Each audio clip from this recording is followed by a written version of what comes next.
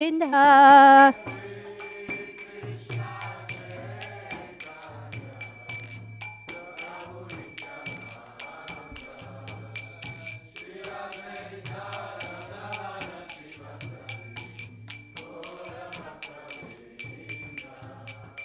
Hare Krishna, Krishna Krishna, Hare Hare, Hare Rama, Rama Rama, Hare Hare.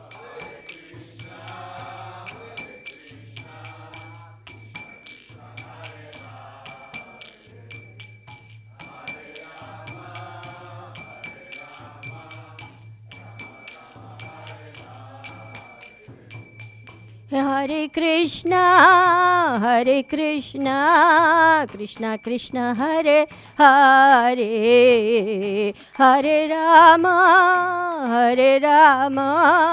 Rama Rama, Hare Hare.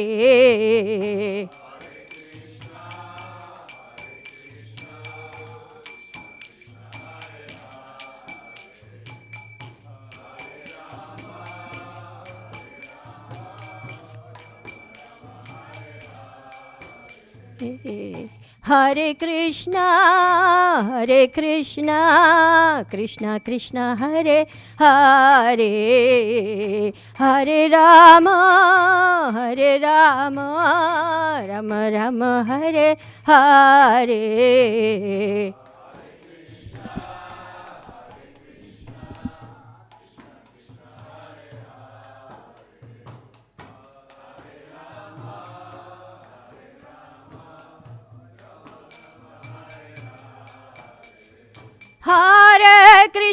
Hare Krishna, Krishna Krishna, Hare Hare, Hare Rama, Rama Rama, Hare Hare.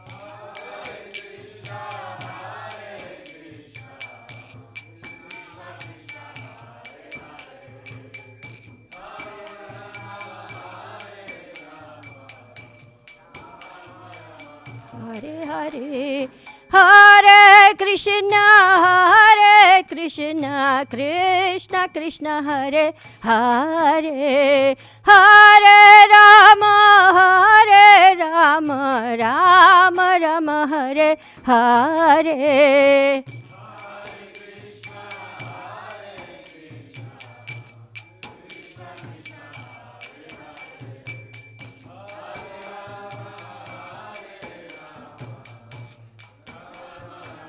Hare Hare, Hare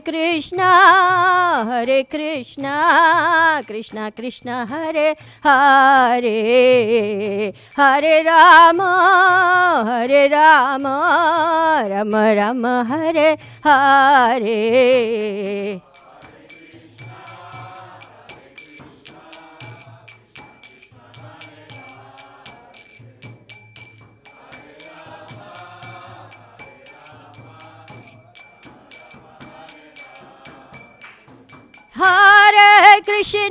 Hare Krishna, Krishna Krishna, Hare Hare, Hare Rama,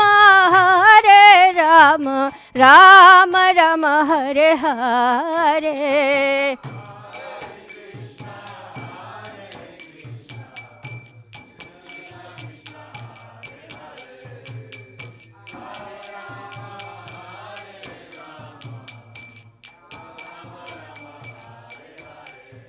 Hare Krishna, Krishna Krishna, Hare Hare, Hare Rama, Rama Rama, Hare Hare.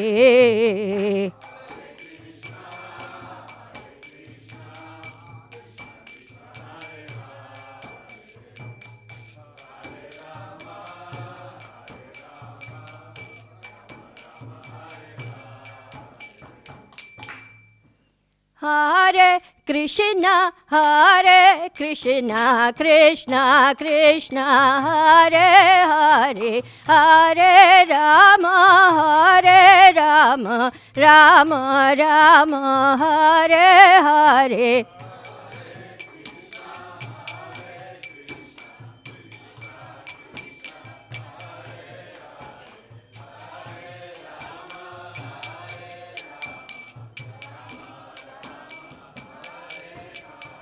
Hare Krishna, Krishna Krishna, Hare Hare, Hare Rama, Hare Rama, Rama Rama, Hare Hare.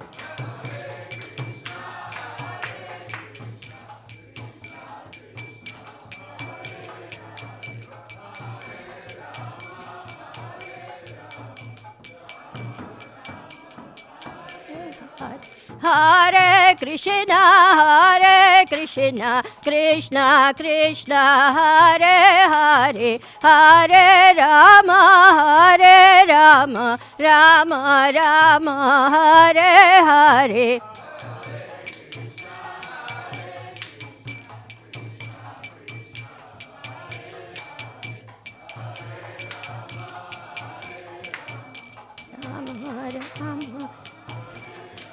Hare Krishna, Krishna Krishna, Hare Hare, Hare Rama, Rama Rama, Hare Hare.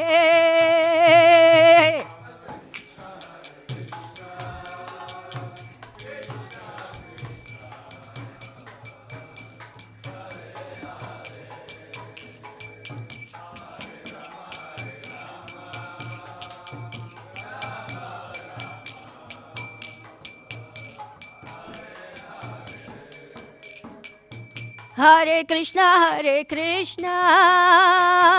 Krishna Krishna, Hare Hare, Hare Rama, Rama Rama, Hare Hare.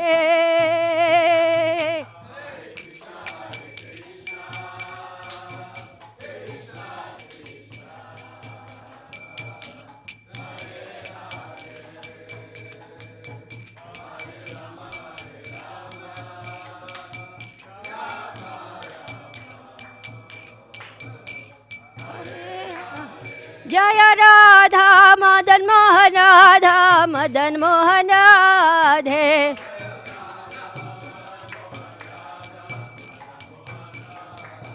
Jaya Panchatattva, Jaya Panchatattva, Jaya Panchatattva, Jaya Panchatattva.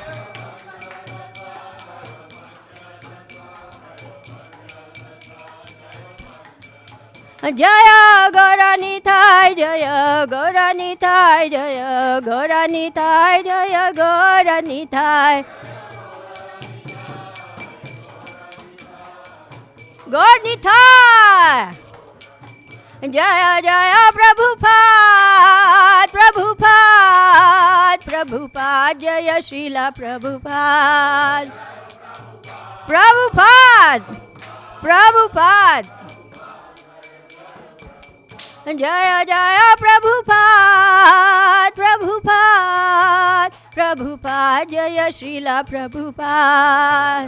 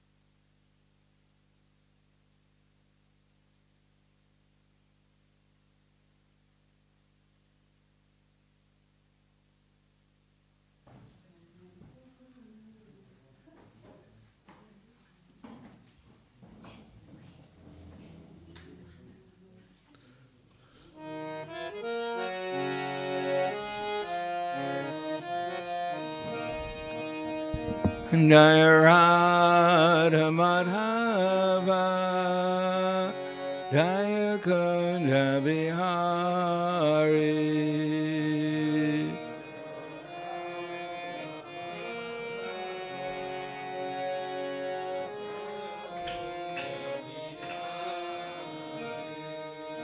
Jaya Radha Madhava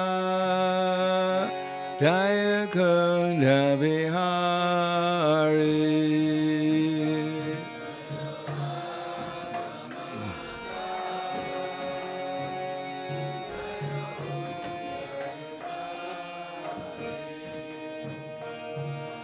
Kopidana Ballabha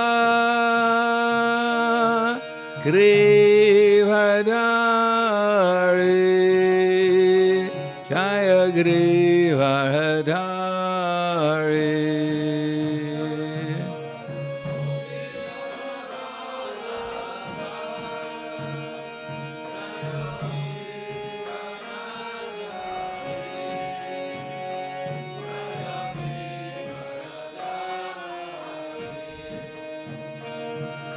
Kopidana Ballabha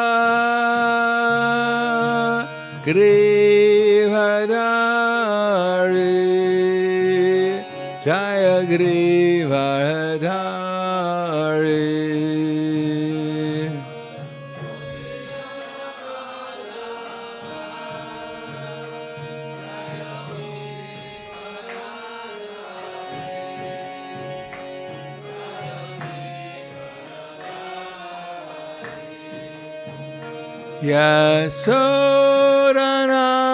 Yasodanandana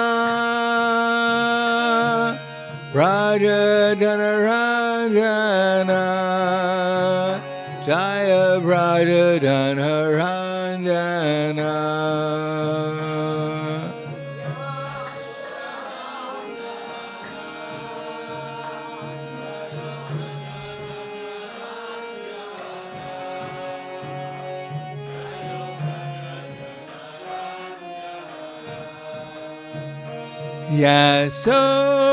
Yasodanandana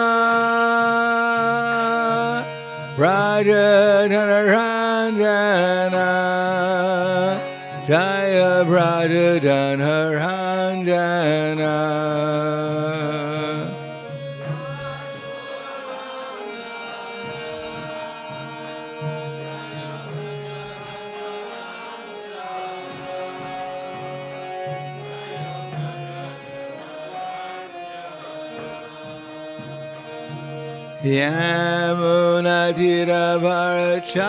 Yamunatiravarachari Jaya Kunja Bihari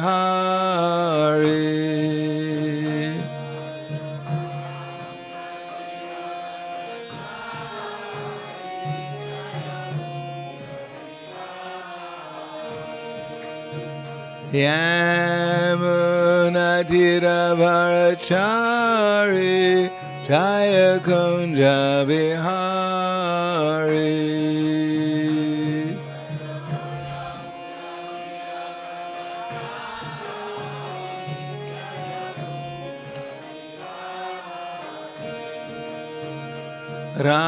Radha Madhava Jaya Kunja Bihari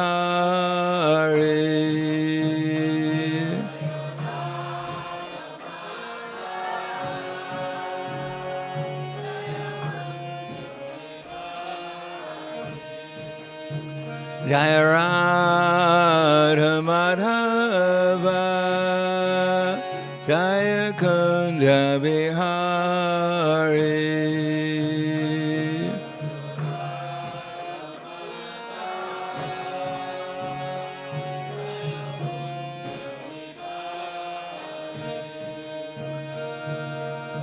Kopidana Ballabha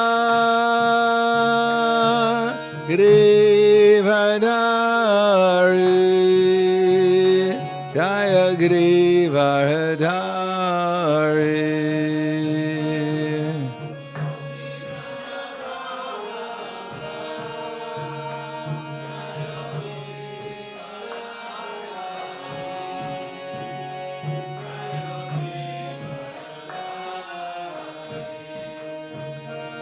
Kopidana Vallabha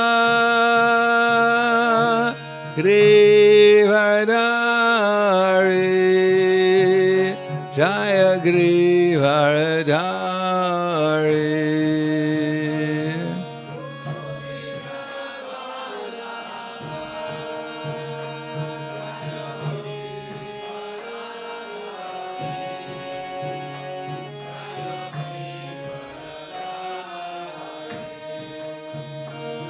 Yasodanandana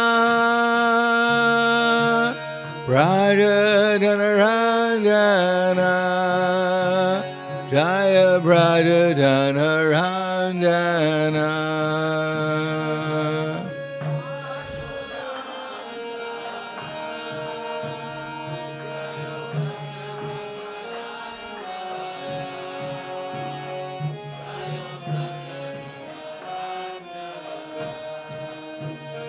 Yasodanandana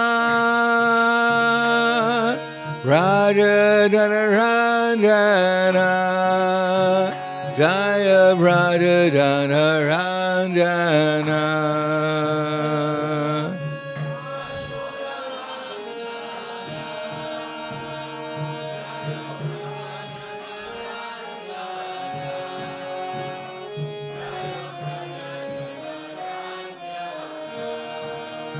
Yamunadira Varachari Jaya Kunja Bihari.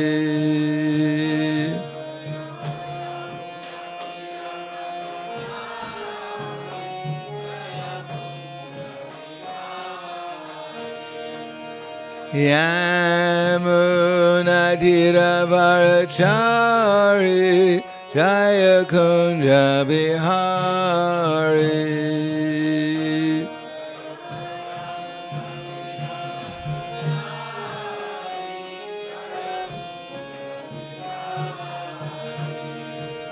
Yamunadira Varachari Jaya Kunja Bihari.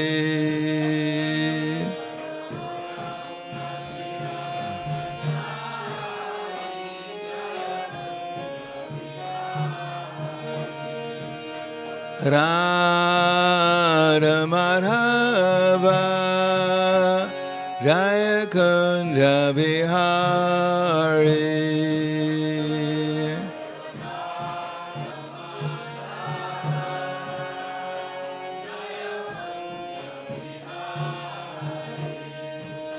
Jaya Radha Madhava Jaya Kunja Bihari.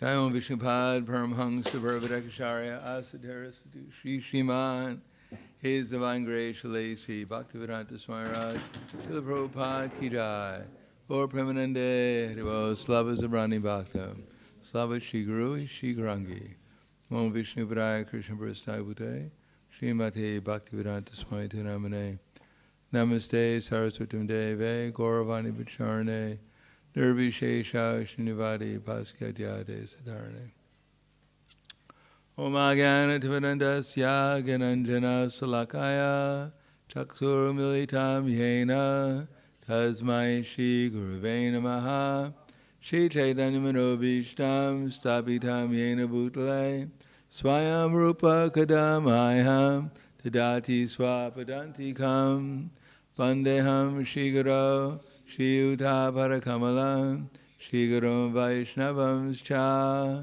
Shri Rupam Sagradatam Sahagana Raganatam Vitam Tam Sajivam Sadvaitam Savadutam Prijana Saitam Krishna Chaitanya Devam Shri Radha Krishna Padan Sahagana Lalita Shri Vasakans Vitamscha Hey Krishna Karna Sindho Dinabandho Jagatpate Gopesha Gopika Kanta Radha Kanta Namosute, Tapta Kanshena Gaurangi, Radhe Vrindavaneshwari, Prishubhanu Sutta Devi, Pranamami Hari Priye, Vanchakapa Trubhyascha, Kripa Sindhubhyevacha, Patidanam Bhavanebhyo Vaishnavebhyo Namo Namaha, Shri Krishna Chaitanya Pranityananda, Shri Advaita Gadadhar, Shivasadi Gaura Bhaktavrinda, Hare Krishna,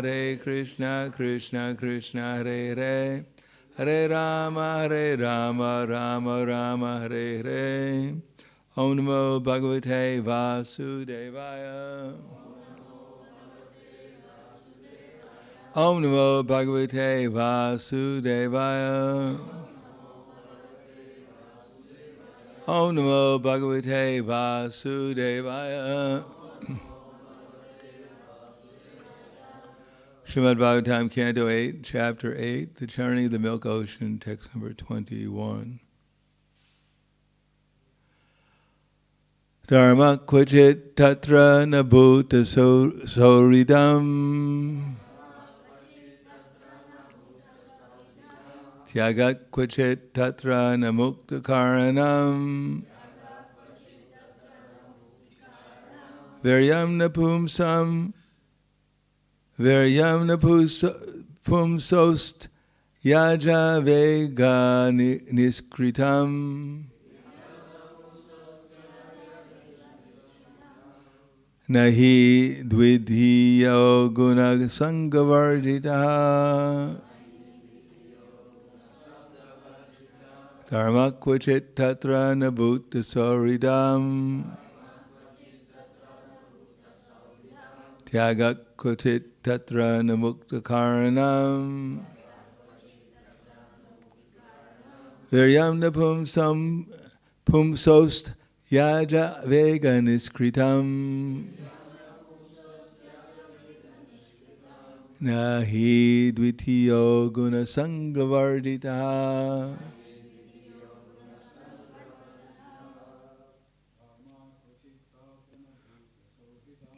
Dharma kvachit tatra nabhuta soridam. Tyagat kvachit tatra namukta karanam. Viryam napum sostya vige niskritam. Nihidvati guna sangavarditaha.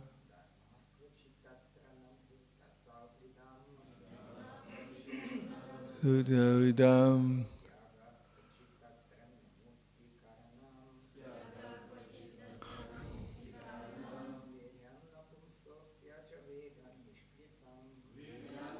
Samsadam. Nihidvati yogana sangavardita. Ladies. Amakarita nabhuta sauridam.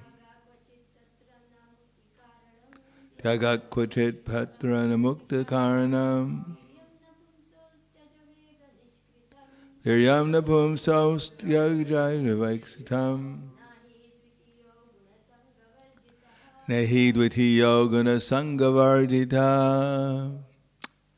Dharmaha, religion. Kvachit, one may have full knowledge of. Tatra, herein. Not. Bhuta soridam. Friendship with other living entities.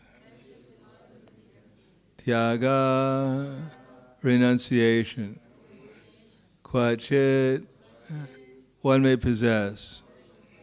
Tatra, therein. Not.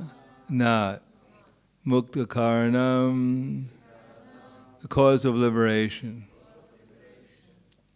Viryam, power. Not. Pumsaha, of any person. Asti, there may be. Ajavega niskritam, no release from the power of time. Na, nor, he, indeed, Dvitiya, the second one, Guna Sanghavardita, completely freed from the contamination of the modes of nature. Translation and purport by His Divine Grace A.C. Bhaktivedanta Swami Srila Prabhupada. Someone may possess full knowledge of religion, but still not be kind to all living entities. In someone, whether human or demigod, there may be renunciation, but that is not the cause of liberation. Someone may possess great power and yet be unable to check the power of eternal time. Someone else may have renounced attachment to the material world, yet he cannot compare to the Supreme Personality of Godhead. Therefore, no one is completely freed from the influence of the material modes of nature. Purport. The statement dharma kvachit tatra nabhuta sauridam is very important in this verse. We actually see that there are many Hindus, Muslims, Christians, Buddhists, and religionists of other cults who adhere to their religious principles very nicely, but are not equal to all living entities. Indeed, although they profess to be very religious, they kill poor animals. Such religion has no meaning. Srimad Bhagavatam 1.2.8 says, Dharmak swanustitat pumsam vishvaksena katasu ya nodpadiyat yati ratim shrama evahi kevalam. One may be very expert in following the religious principles of his own sect, but if he has no tendency to love the Supreme Personality of Godhead, his observance of religious principles is simply a waste of time. One must develop a sense of loving Vasudev. Vasudev sarvam iti saramahatma sadurlabhaha. The sign of a devotee is that he is a friend to everyone. Soridam sarva bhutanam. A devotee will never allow a poor animal to be killed in the name of religion. This is the difference between a superficially religious person and a devotee of the Supreme Personality of Godhead. We find that there have been many great heroes in history, but they could not escape from the cruel hands of death. Even the greatest hero cannot escape from the ruling power of the Supreme Personality of Godhead. When Krishna comes as death, this is described by Krishna himself. Mrityu Sarva Haraschaham. The Lord, appearing as death, takes away a hero's so-called power.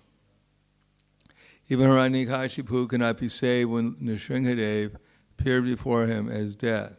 One's material strength is nothing before the strength of the Supreme Personality of Godhead.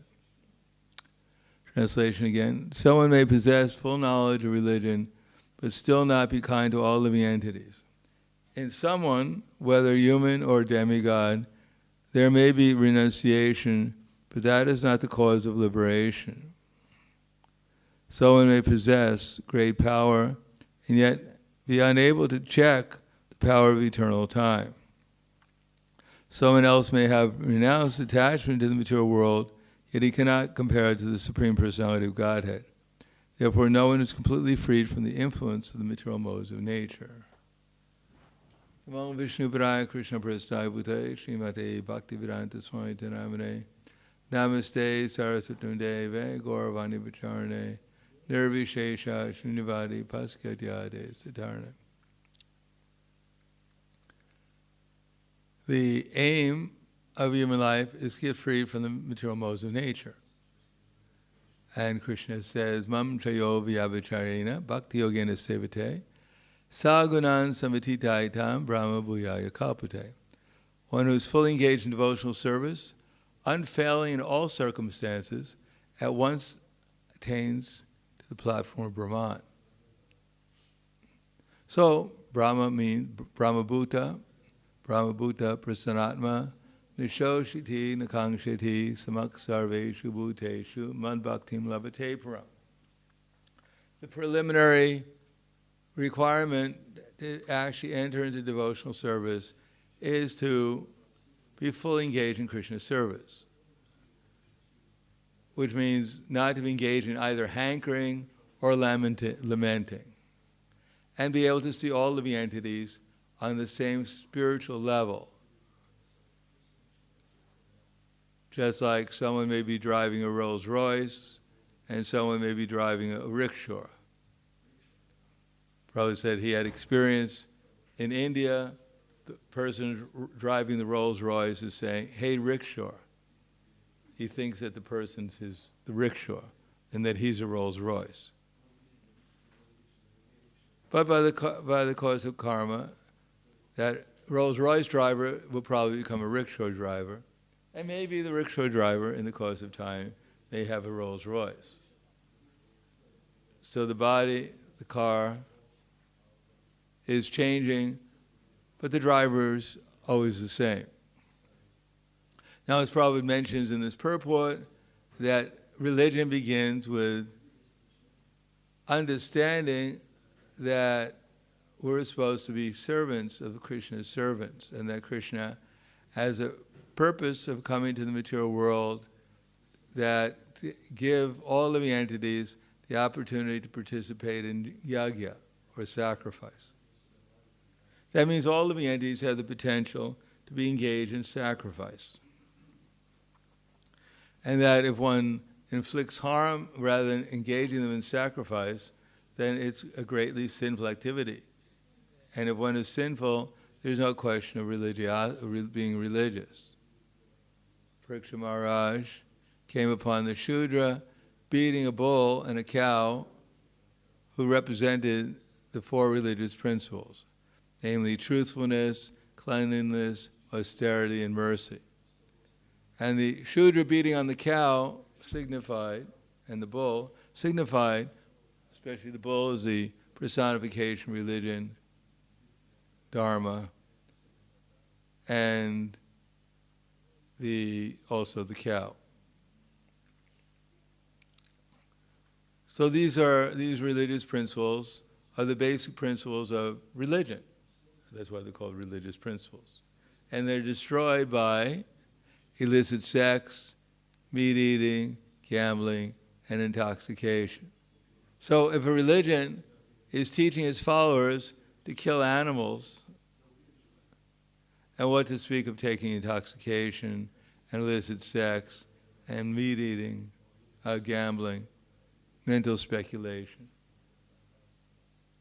then it's not actually religion. They're not regulating anything. One is not regulating the senses. The only way of actually regulating the senses perfectly is to engage them in Krishna's service. But even if one doesn't engage them in Krishna's service, at least there's a potential to understand Krishna's service, the value of devotional service, if one's mind is not completely agitated by sinful activities. Nunam pramata kurute vikarma et indriya pritya aprinoti nisara manye yata atmanoyam asannapi klesheda ashadeha. Nunam, Maharaj Rishabdev was completely surprised. How is this possible? Pramatak, that these crazy people, kurute vikarma, and they're engaged in activities for happiness, but they're actually just getting misery. They actually want love, they want appreciation, they want so many different things, but actually they're simply getting problems because they're crazy. They don't know what to love, how to love, why to love. Nunak pramata kurute vikarma yet indriya pritya. They love to gratify their senses, but their senses are never gratified. They love their body, but their body is simply inflicting pain and misery upon them as a reciprocation. Therefore, they're pramadak. If you pay someone to beat you, then you're crazy.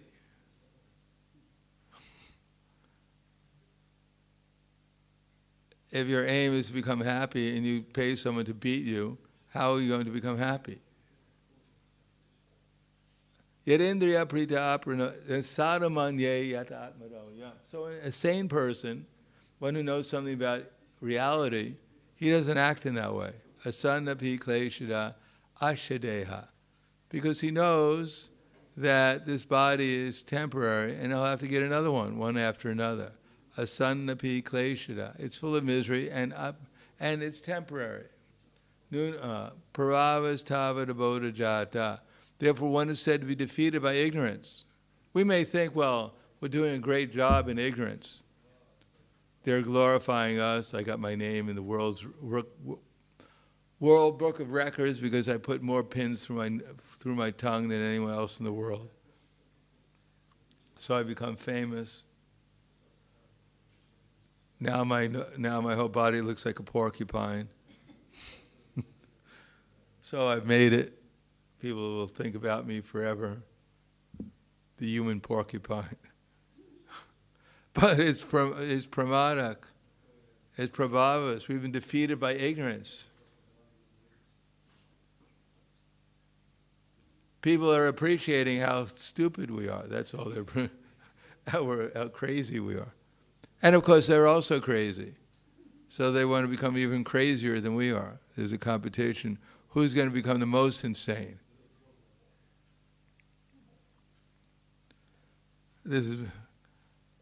I remember when I was in college and people started to take, well, I guess maybe before I was in college, but the people were taking LSD, even when I was in high school.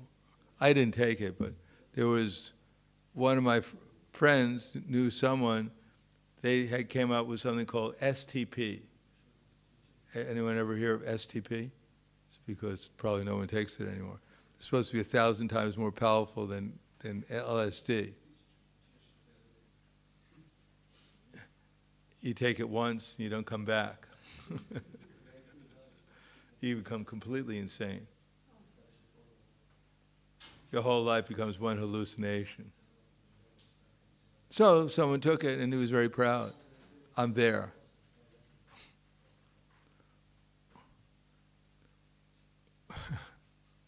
He's already there. Yes, he's crazy. He's completely mad. And he's never coming back again. So there's a competition amongst the ignorant, who could be the craziest? Just like in passion, who's going to become the wealthiest, who's going to become the most powerful, and in goodness, who's going to become the most pure. But these are all false ego because we don't become anything other than what we are eternally are.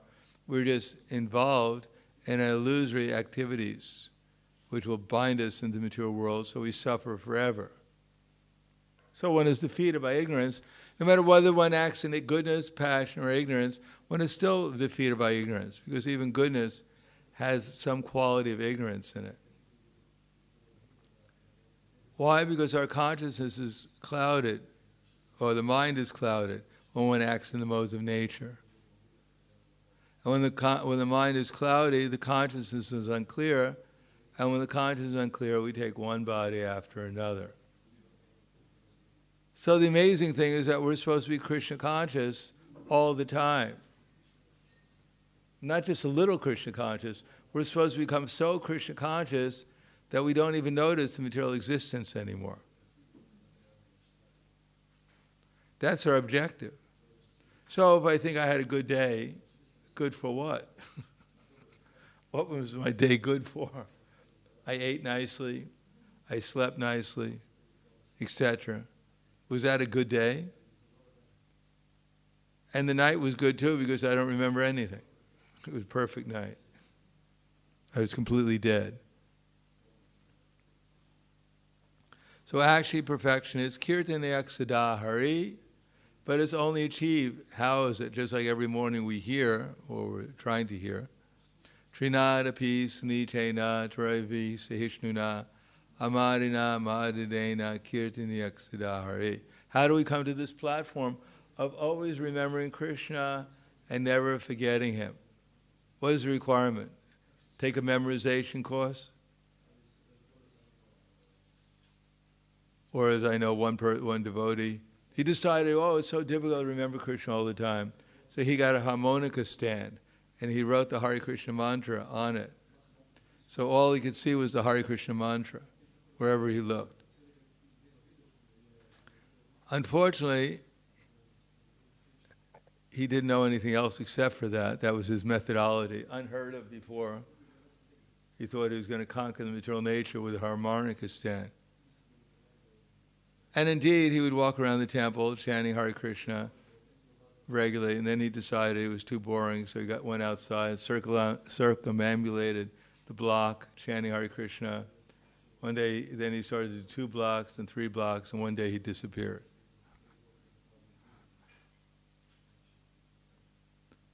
So without the basic formula, Chaitanya Mahaprabhu was saying, I don't have any taste. That's why I don't remember Krishna. I chant Hare Krishna, and I could chant Mickey Mouse. It has the same effect on me.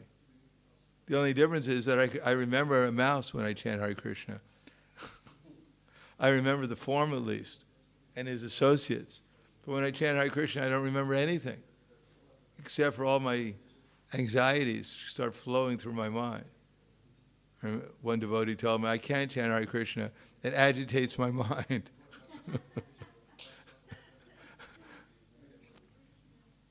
I'm sure it agitates the person's mind.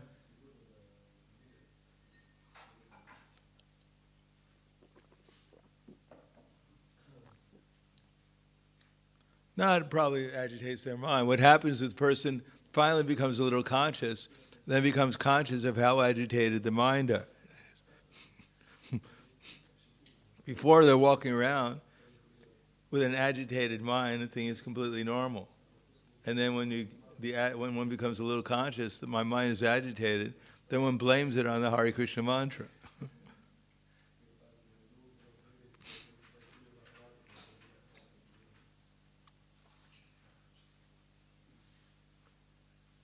Or the other analogy is that when one is during the winter, that's why we're going to the winter now, that one is lazy. So one is sweeping, but sweeps underneath the rug. And then there's no more dust. The house is clean. But if there is a spring cleaning, then one lifts up the rug in the spring and all the dust comes out. And you blame it on the rug. Why is the rug so dusty? Because you put dust underneath the rug all the time. That's why it's so dusty. So when we chant, that which in the beginning may be bitter like poison, at the end like nectar, and which awakens one to self-realization, is said to be happiness in the mode of goodness. So when we chant, all the dust starts flying in our mind, and we blame it on the mantra. We don't realize we're the ones who accumulated all that nonsense in our mind, and now the mantra is trying to cleanse it, and we're thinking, I better stop chanting, it's agitating my mind.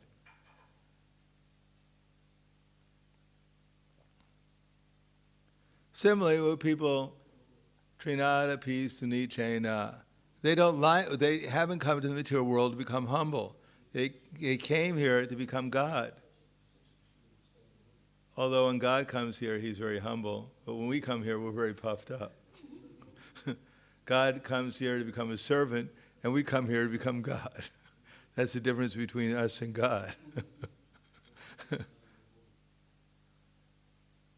So if we're going to become God, we have, at least on this planet, we have practically 8 billion people to compete against. So it's a struggle.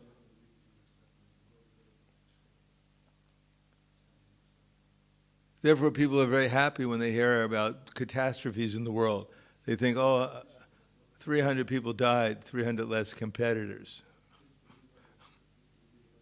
I've gone 300 up the ladder. But amadina amadidena, one has to become tolerant. The first thing to become tolerant to all our crazy ideas that we have. And we have to be able to appreciate that all living entities are potentially servants of Krishna. They can make Krishna happy. It's not very difficult. They don't have to become rich or famous. They don't even have to change their gender.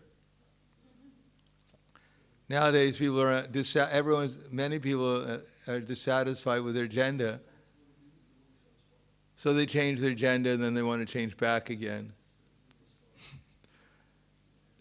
They change back again and then they think, well, the other one wasn't so bad, so they want both genders. Maybe 3 would be better. 4 is 4 times as good. So they're thinking the secret of life, of happiness, is just multiply your genders.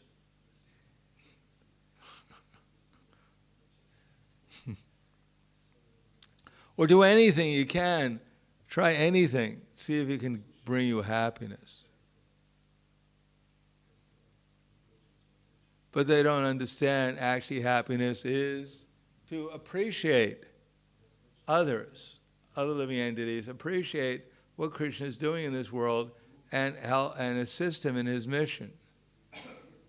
Therefore, Chaitanya Mahaprabhu says something similar. How are we going to amanima dena kirtina? How are we going to become appreciative of others and offer them respect without trying to get respect ourselves?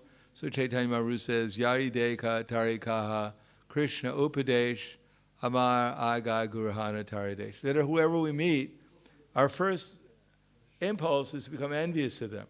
Why are you alive? You're competing with me. You should die, make me happy.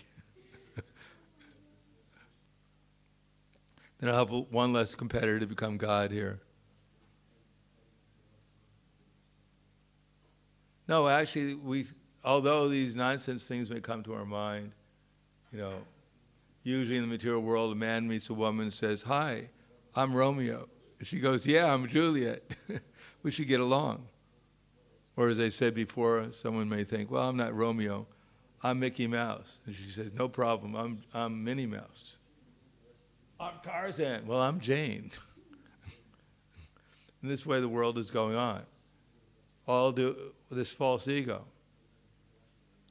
So, in spite of the fact so many ideas may come to our mind, we have to, by practice, even if it's mechanical, think, I'm not Tarzan, I'm not Jane, I'm not Mickey Mouse, I'm not Minnie Mouse, I'm not Romeo, I'm not Juliet, I'm not this, I'm actually Krishna's eternal servant. And whoever I meet, I should think, what can I do to help them somehow or another make progress in their endeavor to go back to Krishna. That nothing here belongs to me, everything belongs to Krishna, I belong to Krishna, and I should assist Krishna in helping his other children go back to the spiritual kingdom. Then one is in reality, one's madness is being ended. And if during the day we're not thinking like that, then we're just crazy, that's all. Even when we're chanting Hare Krishna, we're imagining we're a nice person, or whatever else we're imagining. Nowadays, nice people, they finish last, so people are thinking, I'm not a nice person, I'm a villain. I'm a good villain. I'm the best of the villains.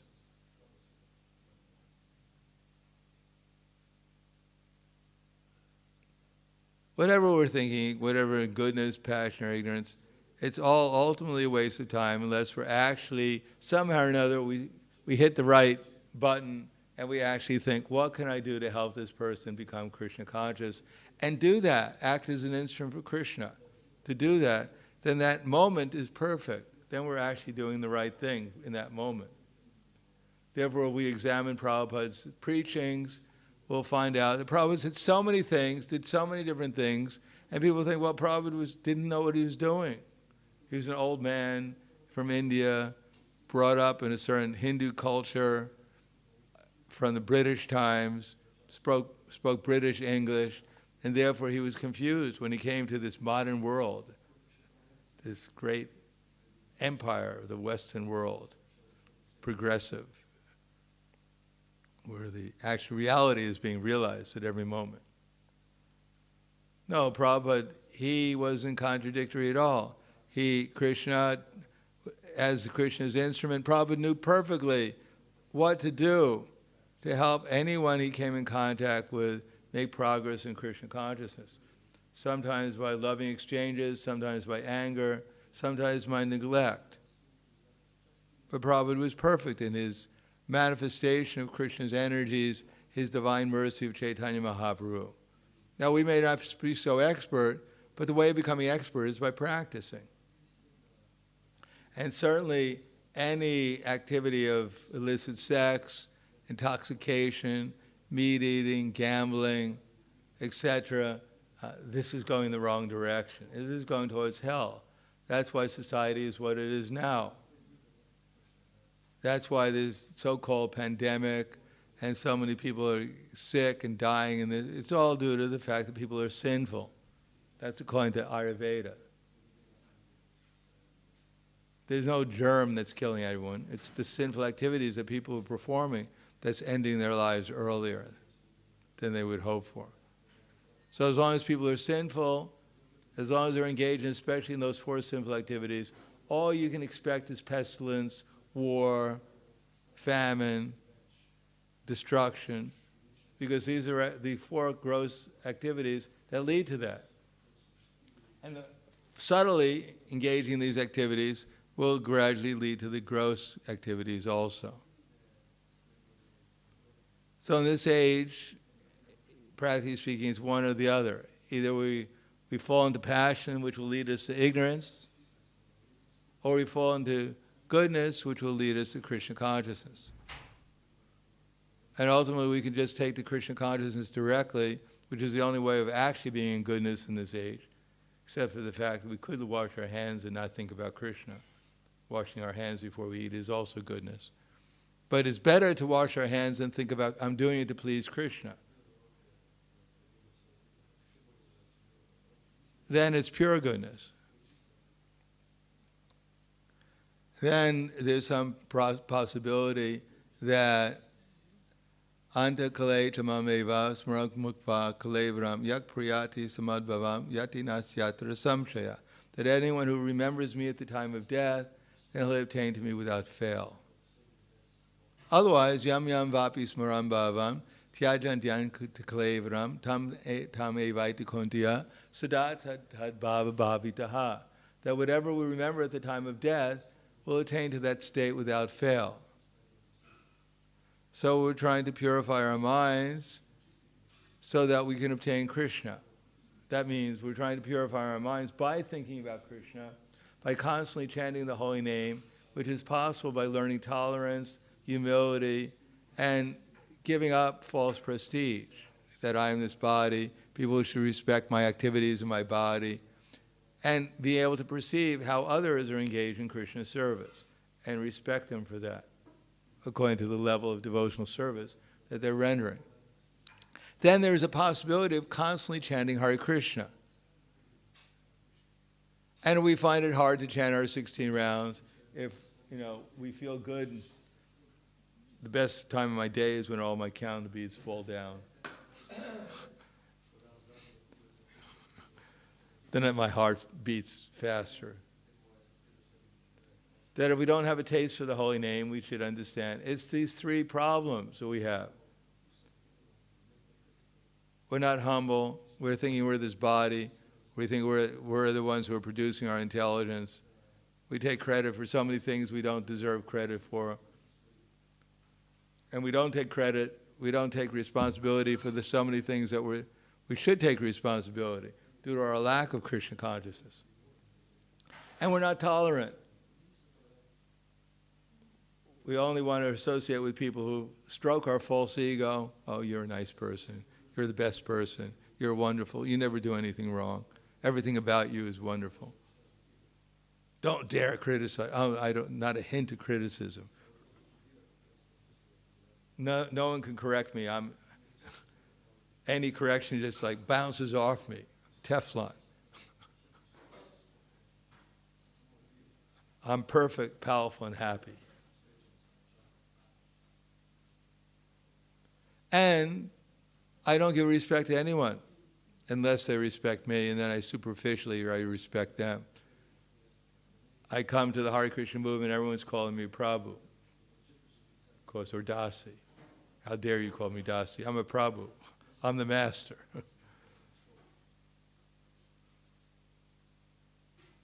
That we appreciate. Everyone's calling me Prabhu, but when I say Prabhu, my fingers are crossed. I don't really mean it. I'm just being polite. Try and be my Prabhu. Try and lord it over me. I'll give you a lecture on reality. To actually learn to appreciate others, rather than the first thing we think about is some criticism. And we think, yeah, that's right. I have so many justifications. Even our intelligence kicks in and says, why are you criticizing? Why? This is the reason. I have a whole list of reasons why I should criticize that person. Isn't there anything good about them?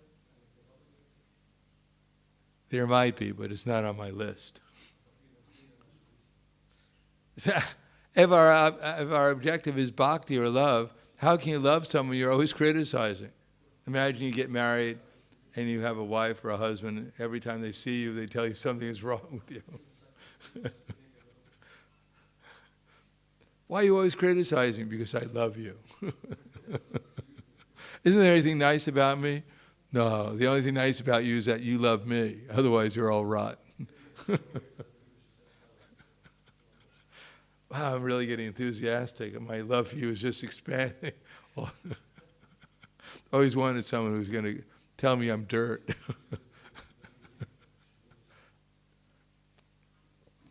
No, the only way we can actually love is actually shows at least find something to appreciate. And if we can't do that, better off to not associate very closely, otherwise our relationships will simply get worse. Sometimes they have these things about, let's talk about it. They talk about it and they wind up killing each other. Talking about it means, let me convince you about what I have to say. And if you're not convinced, it's because you're a demon. You're unworthy of my association. You talk and I think about all the things I'm going to say in response. Then I talk and you think about all the things you're going to say in response. But we never hear each other at all. We never accept each other. We never appreciate each other.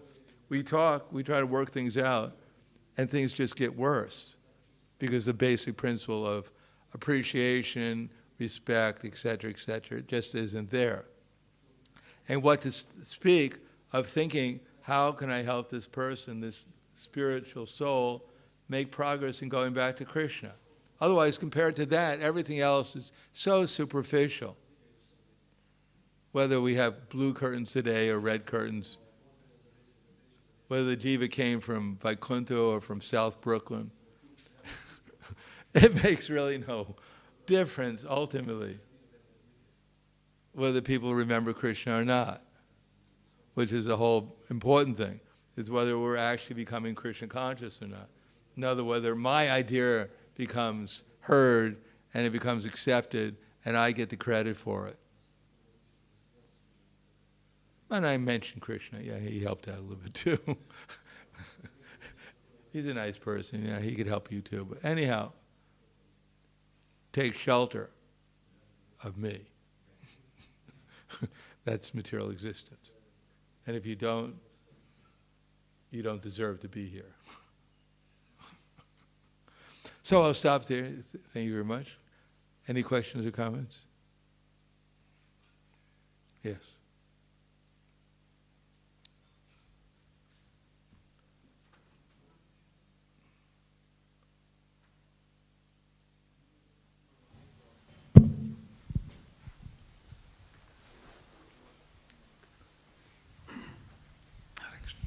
Hare Krishna. Thank you very much, Maharaj. A short, or maybe not so short, comment about the personalities that are revealed by the acharyas. Okay. From this verse. So there were someone who is, this is 21, full of dharma, knowledge of religion, but is not kind. So Vishwanath Chakravarti Thakur says this is Shukracharya, who has to minister to demons, and therefore his religiosity is not as good for the other living entities. And Jiva Goswami says Parashuram. By the way, who's Shukracharya in astrology? Venus. Venus, yes. So Venus gives a lot of opulence and beauty, but not necessarily. Venus is also the incarnation. Who's the incarnation for Venus? Actually, Parashuram. Parashuram, yeah. The one who killed. Big killer. So Venus looks very nice. Has a lot of beauty and wealth and opulence and nice music and everything, but it's like a sword in a velvet case. Little inattention and your head's cut off. Yeah, it's often puzzling why Parashuram would rule Venus, be the incarnation for Venus. Because from lust, which is Venus, naturally comes greed and anger. If you don't serve Venus nicely, then greed and anger come, or at least anger eventually comes. At any rate, so here they are also both mentioned, Shukracharya by Vishwanath Chakravarti Thakur and Parashuram by Jiva Goswami and Sridhar Swami. Yes. That one may know that Lakshmi Devi is saying that, okay, some of these know Dharma very well, like Shukracharya and Parashuram, but they are not so kind. No, if you Arjuna, what was his name? Kartaviri Arjuna? Kartaviri Arjuna, you probably found that out pretty quick. That's the next one. So this is the example from Jiva Goswami and Sridhar Swami, that someone can be very powerful, like Kartaviri Arjuna, but he will still die. So like Kartaviri Arjuna and Vishwanath Chakravarti Thakur gives Shumba Nishumba to powerful demons who were blessed to never die unless they killed each other. And then those who are extremely qualified but still not up to the mark are explained here to be Sanaka and other Kumaras. Vishwanath Chakravarti Thakur says that there is no idea of transcendental beauty and aroma in Kumaras. In the Kumaras? Okay. Well, before they went to Vaikuntha. Yes, before, yes. Yes. Yes. So these are the and Jiva Goswami even gives Lord Shiva there. For what? Who is connected with the modes. Oh. Therefore. Superficially. Hare Krishna. Hare Krishna. Anything else? Yes, a question. Srila Prabhupada writes in the purport that a devotee will never allow a poor animal to be killed in the name of religion. At the same time, it seems that Srila Prabhupada says that those who are too attached to meat, they can kill a goat and do it in a religious way, chanting mantras, appropriate mantras. Yeah. And so how do we reconcile this instruction? They're obviously not pure devotees who are doing that. They're following some religious principle for those in the mode of ignorance. But it's not a very high religious principle. It's for people who are in the mode of ignorance. It's not even necessarily even for it's not even a member of the four orders, which are trying to end their suffering. Because if you kill a goat and eat it, you're just causing yourself more suffering. But at least it's being regulated. So it's not really, it's a semi-religious principle. Religion meaning being regulated, so you're being regulated. So eventually you can come to the human form of life and actually become religious.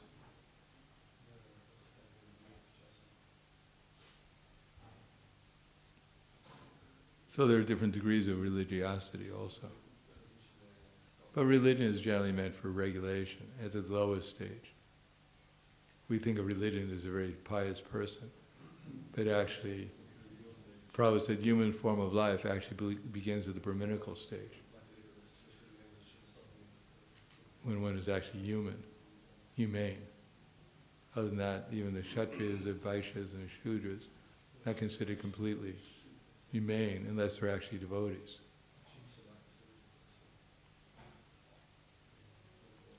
Anything else? Yes.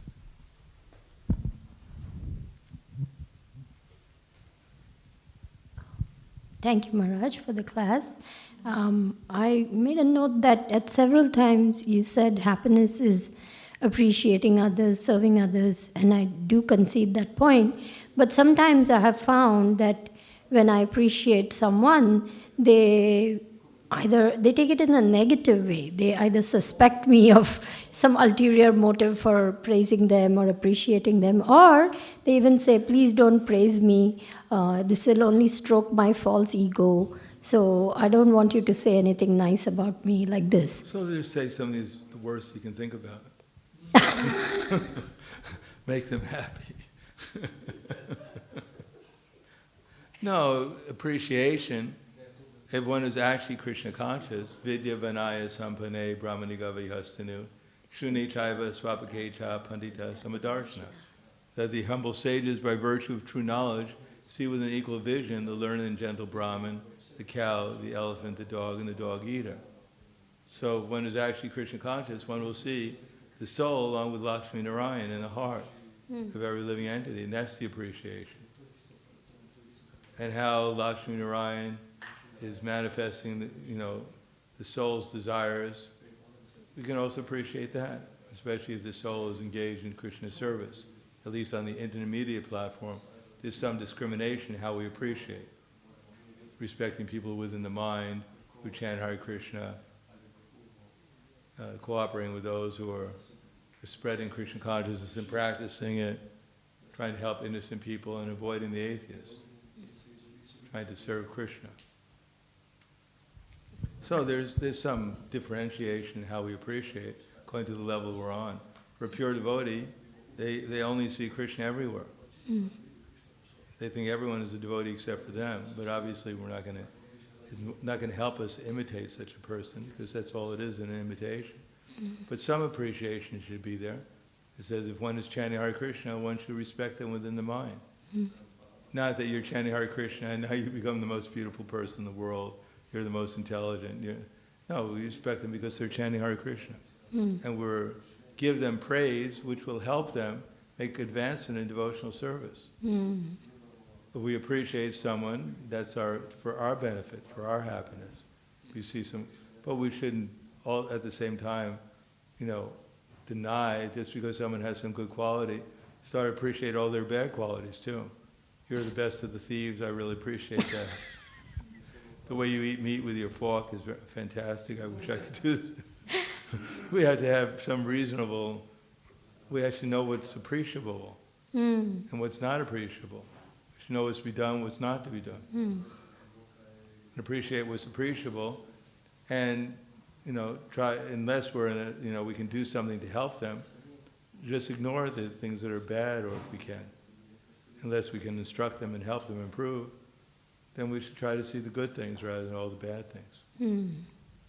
Believe me, we don't have to worry about criticizing anyone, that unless we criticize them, then somehow or another they won't be criticized. They'll be missing out on our expert criticism. Even if we don't do it, there's plenty of other people lining up to do it. We don't have to take that role. There'll be plenty others. But as far as love and appreciation, that's a very rare quality in Kali Yuga. People go lifetimes without getting any real love in Kali Yuga. So if we can put a little real love, then people's lives may be lit up and be changed for the better. Right. Not by criticizing them. They're getting plenty of that. That's true. Thank you. All right. Thank you very much. Grandarai Srimad Bhagavatam Ki Jai. Srila Prabhupada Ki Jai. Gaur Premanande.